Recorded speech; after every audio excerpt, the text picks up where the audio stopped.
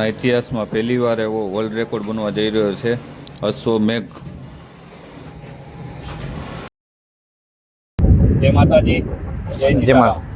જય માતાજી. તો આપણે થોડી ઘણી જાણકારી લઈએ. જય કિસાન. ભારત ભૂમિની અંદર વિશ્વ લેવલનો યજ્ઞ જે અહીંયા અશ્વમેઘ યજ્ઞની તૈયારી થઈ ગઈ છે, એ સ્થળ ઉપર અમે અત્યારે મોજૂદ છીએ. મિત્રો, અશ્વમેઘ યજ્ઞ જ્યારથી આ સૃષ્ટિની રચના થઈ, જ્યારથી ભારત ભૂમિની આ રચના થઈ, ત્યારથી માંડી અત્યાર સુધી માત્ર ને માત્ર 3 યજ્ઞ થયા છે. 3. પહેલો યજ્ઞ સગર રાજાએ કરેલો, બીજો અયોધ્યા ગાદીપતિ રામ ભગવાને કરેલો, અને ત્રીજો યજ્ઞ પાંડવોએ. આ 3 અશ્વમેઘ યજ્ઞ થયેલા. ત્યાર પછી લાખો વર્ષો વયા ગયા, યુગો પલટી ગયા, પણ હજી સુધી અશ્વમેઘ યજ્ઞ થયો નથી. આજે વિશ્વ લેવલનો યજ્ઞ તૈયારી ધામધૂમથી થઈ રહી છે. એ પણ ભારત ભૂમિની અંદર, એ પણ ગુજરાતની અંદર, એ પણ જામનગર પવિત્ર ભૂમિની અંદર. તો મિત્રો, આજે અમારે તમામ કાર્યકરો મારી સાથે છે. હું પણ જુનાગઢથી આવેલો છું. જે 5555 યજ્ઞની તૈયારી થઈ ગઈ છે, અને અમારો જે રથ, અશ્વમેઘ રથ અને ઘોડો અત્યારે 9999 કિલોમીટરની પદયાત્રા ભારત ભૂમિ. એ રથ આવતા મહિનાની 11 તારીખે જામનગર ભૂમિ પર પધારે છે, અને એની સ્વાગત માટે લાખો ને કરોડની સંખ્યામાં અહીંયા મેદની હમાસેની આટલી ભેગી થશે. હું બંને હાથ જોડી અને ત્રીજું મારું મસ્તક ઝુકાવી અને નમ્ર વિનંતી કરું છું કે જો આ યજ્ઞની અંદર ભાગ લ્યો, આ કુંડમાં બેસો, અને આપણે જે ભારત ભૂમિનો ઇતિહાસ છે એ વિશ્વ લેવલમાં રેકોર્ડ થશે. માટે આવા કાર્યો બાર નથી થતા. મારી નમ્ર વિનંતી છે તમામ ભક્તજનોને કે આવતા મહિનાની 12 તારીખે પધારો. 12 તારીખે યજ્ઞ ચાલુ થશે, અને આપણે જે સપ્તાહનું આયોજન આ બનાવેલું છે, સપ્તાહ પણ ચાલુ થશે. આપણા બેન જયાબેન કિશોરીના મધુર અવાજથી અને એ ભાગવત કથા આપણે બધાને સાંભળવાની છે. અને આ બાજુ ભોજનની તૈયારી છે. ભોજનના બધાને લેવાની, આગળ રહેવાની પણ વ્યવસ્થા છે. માટે મારા દેશના અને વિદેશથી આવેલા તમામ ભક્તજનોને નમ્ર વિનંતી. જય જવાન, જય કિસાન. હવે બીજું કે યજ્ઞ છે કઈ રીતે છે? આપણે અહીંયા અશ્વમેધ યજ્ઞ છે અને 5555 યજ્ઞકુંડ છે.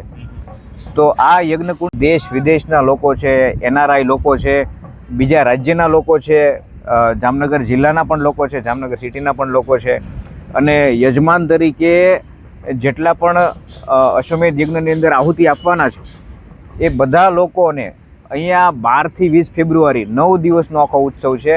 અને 9 દિવસ સુધી આપણો દરરોજ સવારે 2 કલાક સુધી અશ્વમેધ યજ્ઞ ચાલવાનો છે.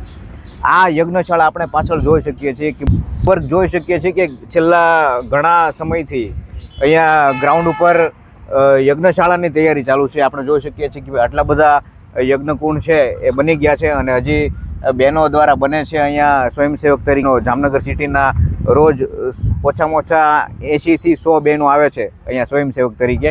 લોકો છે અહીંયા જે યજ્ઞશાળાના જવાબદાર લોકો છે એ પણ ઘણા બધા યજ્ઞકુંડ બની ગયા છે. આશરે 3500 જેટલા યજ્ઞકુંડ તો બની ગયા છે, અને એને લીપવાનું કામ ચાલુ છે. સામે પણ આપણે જોઈ શકીએ છીએ કે આવડા મોટા મેદાનની અંદર 5555 છે એ આકાર લઈ રહ્યો છે. ઘણા બધા યજમાનો છે. એટલે ખાસ જામનગર શહેરની જનતાને ખાસ વિનંતી કે આ અશ્વમેધ યજ્ઞ આપણે અહીંયા જ એરપોર્ટ રોડની સામે જે પદમ બેન્ક્વેટ છે, આ જગ્યા ઉપર જે નાઘેડી તરીકે ઓળખાય છે, તો આ જગ્યા ઉપર દરેક જામનગરની સનાતન પ્રેમી જનતાઓને આ ઉત્સવની અંદર જોડાવા માટે યજમાન તરીકે અશ્વમેધ યજ્ઞની અંદર પધારો. અને ભાગવત કથા છે એ પણ 12 થી 20 ફેબ્રુઆરી દરમિયાન આપ સૌ સાંભળવા આવો. એના પણ વિશ્વવિખ્યાત કથાકાર જયાબેન કિશોરી છે, એના સ્વમુખે અહીંયા ભાગવત કથાનું રસપાન કરવા માટે પધારો. પાછળની સાઈડ છે જે નાઘેડી રોડ કહેવાય છે, ત્યાં એટલા બધા ટેન્ટ હાઉસનું કામ ચાલુ છે, એ અહીંથી આપણે કેપ્ચર નહીં કરી શકીએ. ત્યાં છે બાજુમાં મેળો છે, ફનફેર, અને સ્ટોલ છે, 300થી વધારે સ્ટોલ છે. તો આવડું મોટું આયોજન જામનગર શહેરની અંદર છે. તો જામનગરના દરેક ભાઈઓ બહેનોને આની અંદર જોડાવા માટે, સ્વયંસેવક તરીકે જોડાવા માટે, આ ઉત્સવનો લાભ લેવા માટે પધારવા ભાવભર્યું આમંત્રણ આપીએ છીએ.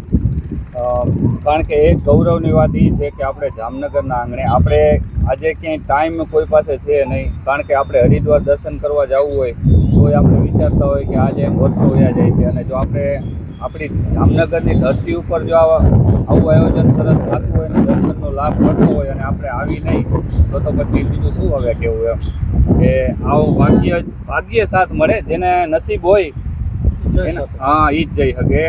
બાકી તો બહુ સરસ આયોજન છે અને વિડીયામાં આપણે આગળ બન્યા રહેજો. બીજા ભાગમાં આપણે છે ને 3 વિડીયામાં બધું કેપ્ચર કરશી બને એટલું, કારણ કે ગ્રાઉન્ડ બહુ મોટું છે, તમે જોઈ શકો છો બહુ આયોજન મોટું છે, એના કારણે આપણે સ્ટેપ બાય સ્ટેપ વિડીયામાં બન્યા રહેજો આગળના વિડીયામાં. હાલો, જય માતાજી.